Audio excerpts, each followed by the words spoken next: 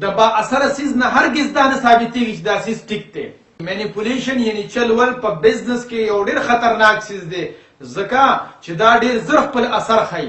چونکې دا یو مؤثره سټریټیجي ده، نو ځکه دا ډېره زیاته عامه ده او د وړوکي کاروبار نه والا تر غټ کاروباره پورې په هر سطح باندې اکثر خلک دا استعمالوي. او هم د دغې وجې نه یو کمپني او اداره د بلې کمپنۍ او ادارې په دباو کې راشي او تر دې حده پورې کومې ادارې یا کمپنیانې چې دوکه او مینیپولیشن کوي نو کله کله په خپله هم د دې دوکې او مینیپولیشن ښکار شي، لکه مثلا قیمتونه کمول یا ایډورټایزمنټ کول یا د خلکو په ذهنونو کې خوف و هراس پیدا کول یا د هغې جذبات راپاسول او خپل څیزونه خرڅولو کوشش کول او خپل ګولز اچیو کول. نو د داسې قسمه چل ول په ذریعې سره مونږه خپل ادارې او کمپنیانې ورځ پر ورځه کمزورې کوو. لکه یو بل مثال ملازمینو ته د بونس لالچ ورکول یا د پروموشن لالچ ورکول، نو دا مؤثره ضرور دی خو دا ډېر شارټ ټرم فایده ورکوي ادارو او کمپنیو ته. او لکه په اداره کې چې څوک په اخلاص سره د ادارې په پالیسۍ باندې خبره کوي نو د هغه حوصله شک نه کیږي. چې څوک چاپلوسي کوي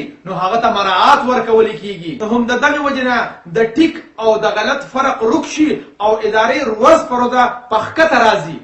او دغه شانتې بعضې کمپنیانې یا ادارې چې کوم دینو خلکو ته زیات نه زیات قرض ورکوي چې هغې نه زیات نه زیات څیزونه خلک واخلي اگر چې د هغې د وس نه بهر وي. د دغې سبب د وجې نه اکثر خلک د مالي مشکلاتو ښکار شي او بیا په خپل منځ کې یا ادارو سره جګړې شروع شي.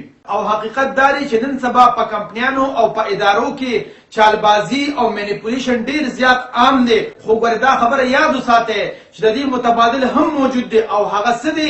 هغه دا څیز دی چې مونږه د خپل مقصد او د ویژن نه خپل امپلایز او خپل کسټمر متاثره کو او خپل ویژن پوره کو. هم د دغې وجې نه بیا زمونږ ادارې ترقي کوي. نو صرف د دې وجې نه بیا زمونږ ادارې انشاءالله العظیم لانګ ټرم سکسس حاصلوي.